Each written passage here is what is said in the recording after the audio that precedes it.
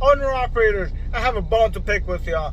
Why is it when an aspiring company driver wants to become an owner-operator and is asking all sorts of questions, y'all are so fast to shut him down? Y'all are so quick to tell him, no, right now is not the best time to become an owner-operator. If it's so bad out here, why haven't y'all gone back to work for somebody else? Why aren't you a company driver? I mean, it's so bad, it's so horrible.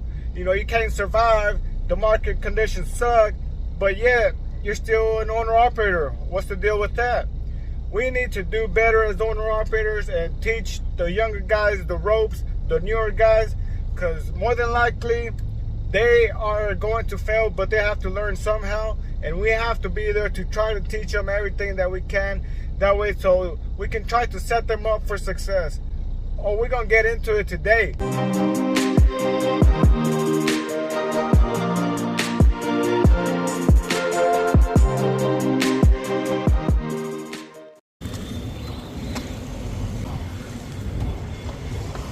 Just my luck. Don't y'all hate it when y'all get somewhere for a pickup and they decide to go on lunch break?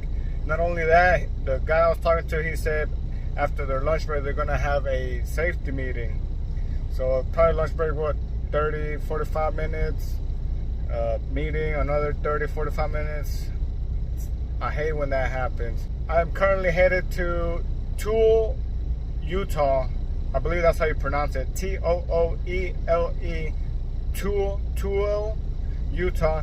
I'm currently in Roanoke, Texas. It's a little over 1,200 miles, but let's check out this route. So this is the current route. So I'm currently in the Dallas, Texas area. I gotta go to Toole, Utah, Salt Lake City area. So I'm gonna get on all the way to Amarillo. Then Amarillo, I'm gonna get on I-40.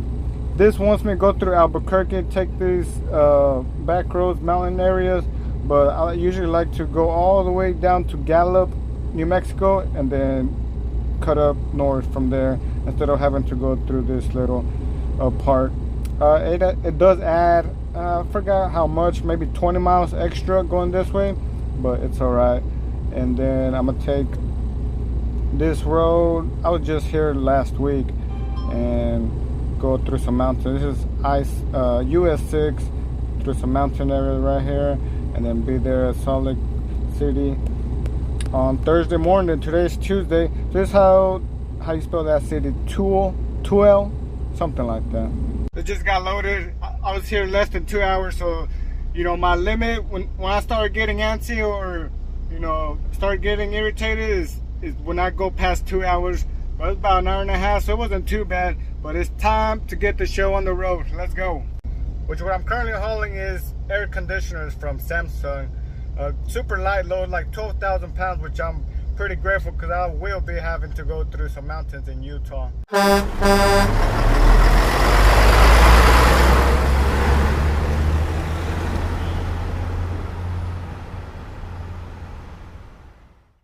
Don't become an owner-operator if you can't tolerate pain. Being an owner-operator is painful. It would be nice that you will regret it. But why are so many drivers wanting to become one while almost every single owner-operator out here is telling them not to do it? Why is that? Is it because they don't want drivers to oversaturate the market? Or is it because it's just not simply worth it right now? Owner-operators are currently in a predicament. When owner-operators tell you not to become one, but they themselves are currently one, ask them, if it's so bad out here, why don't you go back to working for someone else? They are not going to have a good answer. Don't listen to what people say. Listen to what they do. What happens is when people get a taste of freedom, they no longer want to do what they had to do for money anymore.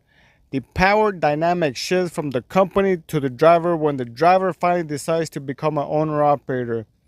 You'll make money whether you're a company driver or an owner-operator, but sovereignty is finally gained when the driver finally decides to pull the horn, aka pull the trigger. Freedom, choice, independence all comes with becoming an owner-operator. If they decide to actually go back to being a company driver, they lose all of that. They know deep down inside of them, but they just don't know how to explain it when you ask them.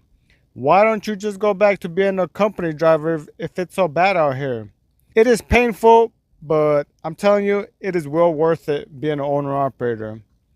Running a business is not rocket science, especially today. As long as you're willing and take the necessary amount of time to learn, in a few weeks, you'll be able to grasp the basic functions of how to run a business. And that's all you need if you want to become a successful owner operator. You don't need an MBA or any type of college degree. The amount of new trucking companies and owner operators that flooded the trucking industry in 2021 was beyond imagination. I was one of them. The main issue that we have today in 2024 is that there are way too many trucks on the road with too little freight to haul. Eventually, the market will correct itself with the weeding out of owner operators and trucking companies, but for now, I don't see it happening this year. That does not mean you shouldn't consider becoming one. There was once upon a time when you had to go to school to learn about business and how to run one. Nowadays, there's so much free information that a high school graduate could start a business today. Where 90% of owner operators mess up is they don't know how to run a business. All they know how to do is drive a truck. There is so much you have to learn if you want to become an owner operator other than just buying a truck and filing a few paperwork. You are an owner operator. The owner runs the trucking company and the operator does the legwork for the owner. Since you have decided to become an owner operator, you will be doing both. So how much do you know about running a business before being an owner operator? Probably none. More than likely, you couldn't even tell me what goes on a balance sheet or how to read a profit and loss statement, which is very important to know if you're going to become a business owner. The only thing that kept me alive in 2021 was that the market was so good, I didn't have to pay attention to any of that. That was my first year as an owner operator, but in 2023, I was in for a rude awakening. If you don't know how to run a business, you're not going to know if you're profitable. And profits are extremely important, especially during hard times like the ones we are currently experiencing. Profits is what is going to keep your business running. You have to know whether you're in the green or in the red. You can only be in the red for so long before your business implodes, before the banks are calling you, trying to collect the money you owe them, before you see that tow truck hooking up to your truck outside because you are far behind on your truck payments. I failed miserably as an owner operator in 2023. I was done for. If I didn't have the network that I have, I would have no choice but to go back to being a company driver. Many sleepless nights that I had to go through that year. The amount of stress I had to endure was almost unbearable. I had given up on multiple occasions. I would ask myself, what was it that kept me going? Why was it so hard for me to go back to being a company driver? None of this is worth it anymore, and it's only putting a strain on my marriage. Arguments are only getting worse and worse by the day. Like many owner operators, I didn't have an answer at the time. But looking back at it now, that circles back to once you get a taste of freedom, it is very hard to go back and put on the golden cuffs. Let me tell you something. The last thing you want to do when you have financial troubles is to tell your wife about it.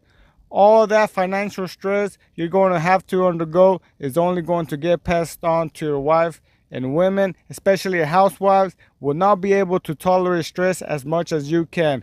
So it will be your job and duty to get yourself out of the mess that you got yourself in.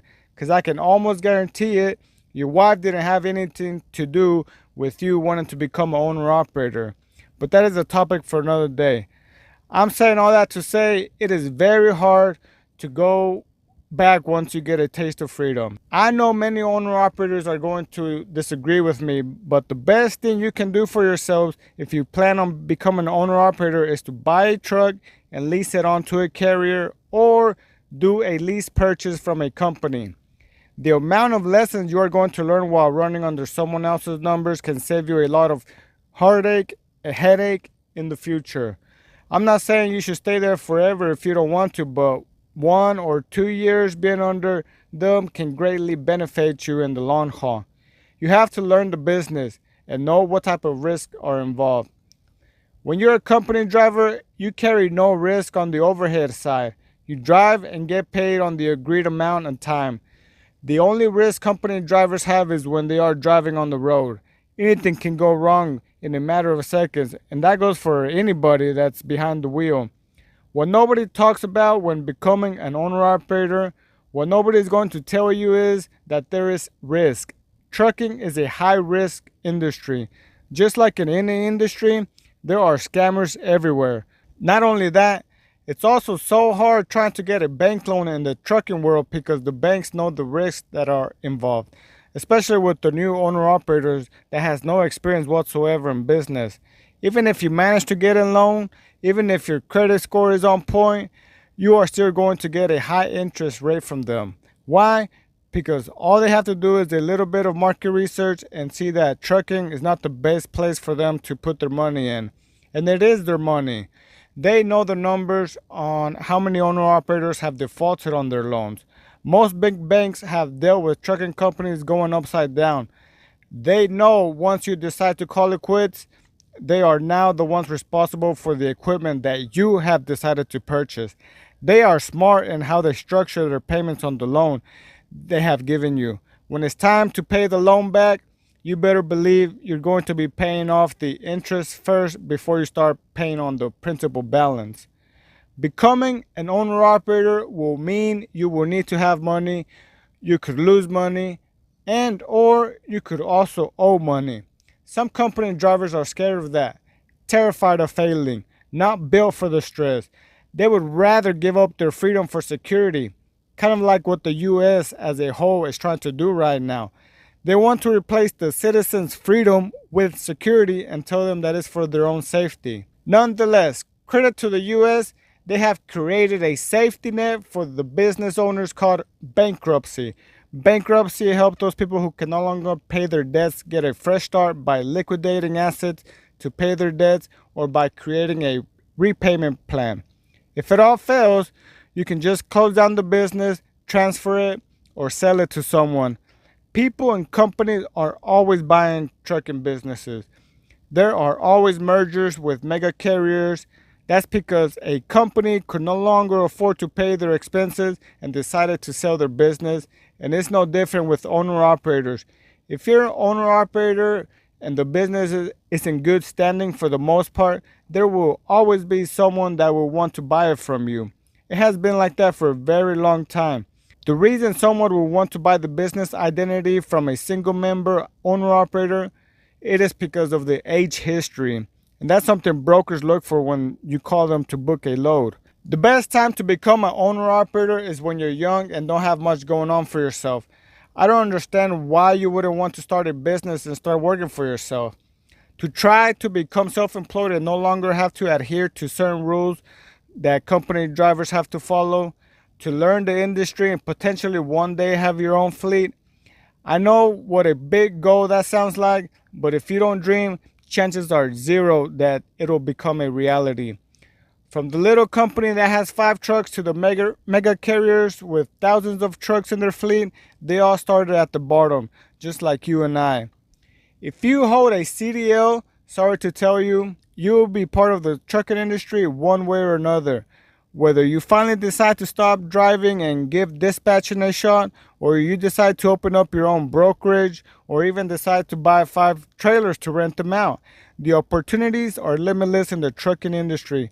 Driving a truck is just the bare minimum, most accessible and easiest path to get inside the industry. The way I can tell if an owner-operator will be successful is by talking to them and asking them a few general questions. If they complain about how much work it is, I know at that exact moment that it's just a matter of time before they give up and quit.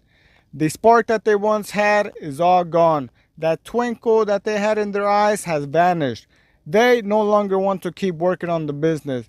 They no longer want to deal with the stress that comes with dealing with the brokers and the hardships that comes with being an owner-operator. On the other hand, if they are willing to put the work in, taking the time to learn about the market as it changes every month, not needing to be home every other weekend, I know they have a higher chance of succeeding in the long haul. The mindset doesn't even compare in the slightest between those two owner-operators. Nobody wants to work hard anymore. In today's era, the person that works the hardest puts in the dedication, wakes up every day wanting to better themselves, and desires to learn how to run a business, there's no way for him to lose. He might fail, possibly even more than once, but if he keeps working hard, keeps putting the time in and day out, plans out his day, week, months accordingly, the future will look bright for that owner-operator. So if you plan on becoming an owner-operator, you better be prepared for all the obstacles that come with it. So don't give up. Don't quit when it seems like the sky is falling. Get back up, dust yourself, and keep on trucking. Nobody is coming to save you. Save yourselves, for there are people that are depending on you back at home.